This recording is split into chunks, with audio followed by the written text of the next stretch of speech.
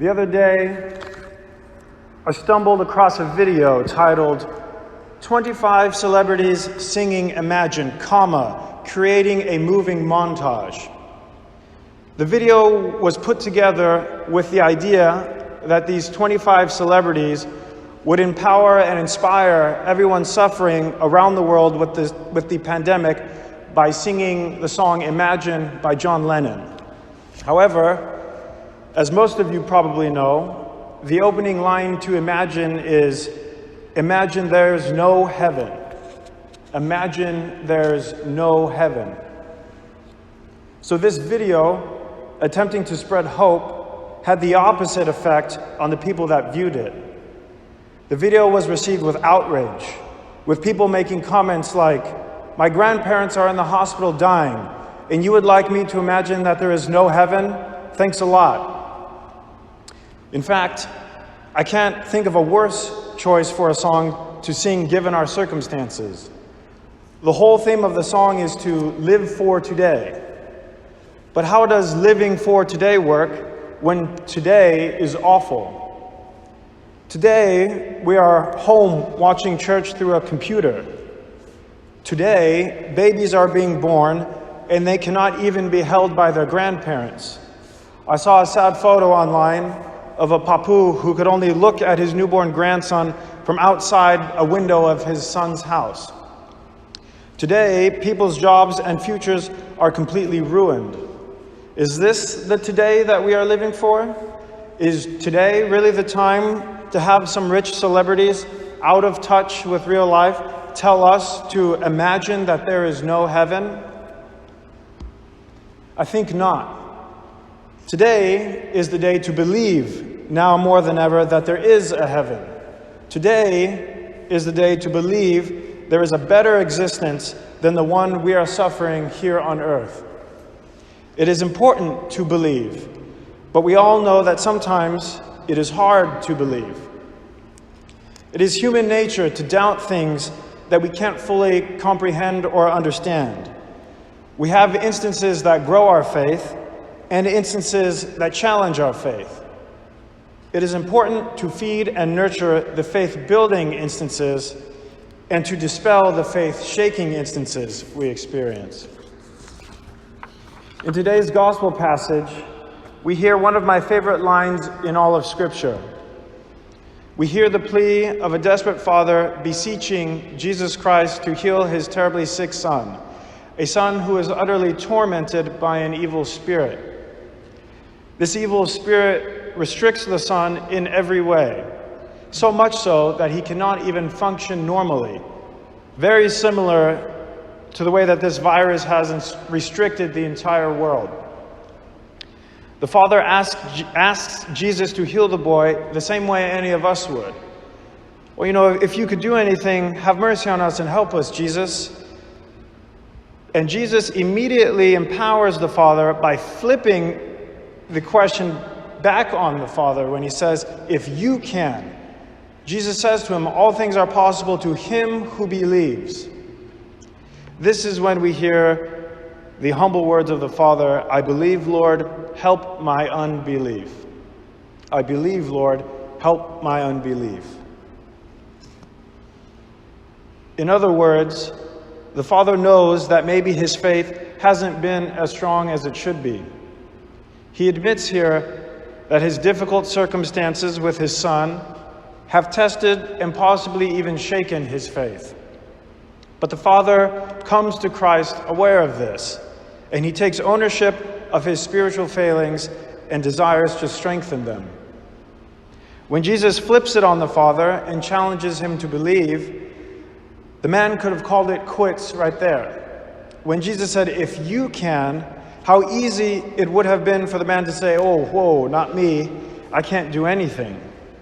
But the man rises to Christ's challenge and displays the faith and belief Jesus is asking to see. This is the same belief Jesus wants to see from all of us. When the Father calls out to Christ all the more, "I believe, Lord, help my unbelief."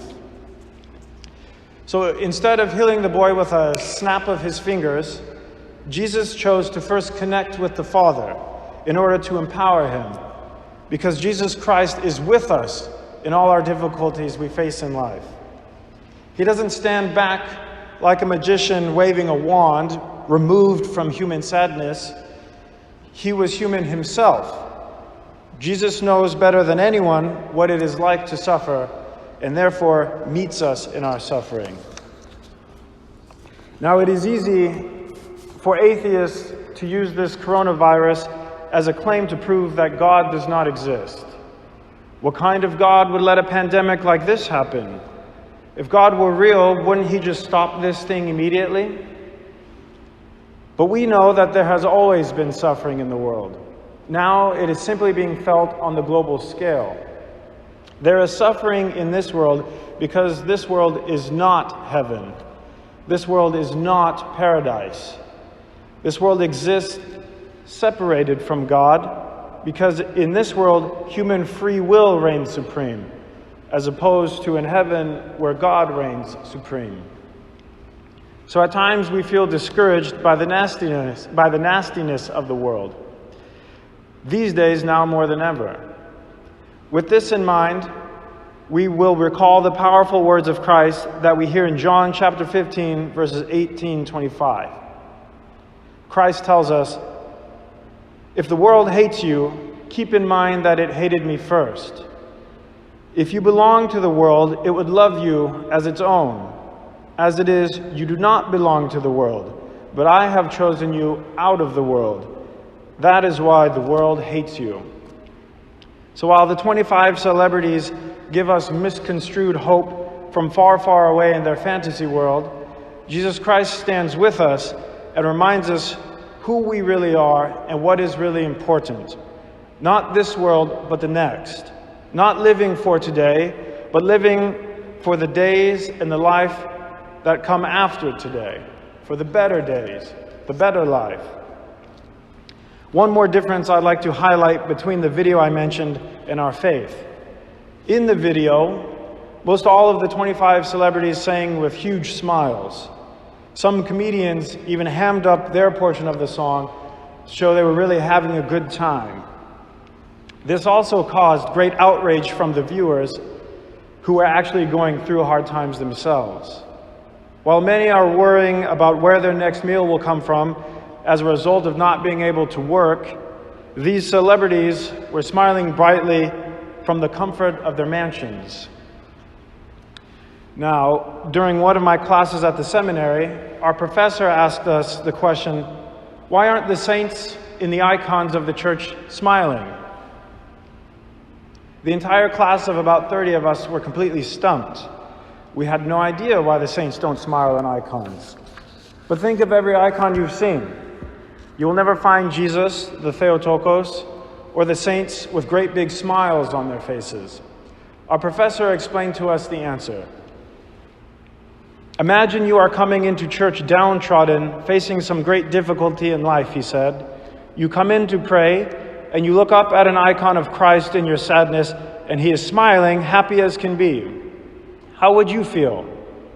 You would feel mocked. You would feel alone in your troubles. But you are not alone in your troubles. Jesus Christ endured great troubles in his life on earth, and so is with us during the difficult times in our lives. So, my friends, when the rest of the world would like us to stop believing, to forget about heaven, let us believe all the more. Let us believe now more than ever. Cling to the instances in your life when you felt your faith was real, and let go of the moments that may have caused you to doubt. Jesus Christ himself knows the difficulties of life, of your life and of my life, and he is with us in our difficulties. Despite our challenges, let us believe all the more so that we may persevere for the better days that are to come ahead. The Father said, "It has often cast him into the fire and into the water to destroy him. But if you can do anything, have mercy on us and help us." And Jesus said to him, "If you can, all things are possible to him who believes." Immediately the father of the child cried out and said, "I believe, Lord, help my unbelief." Amen.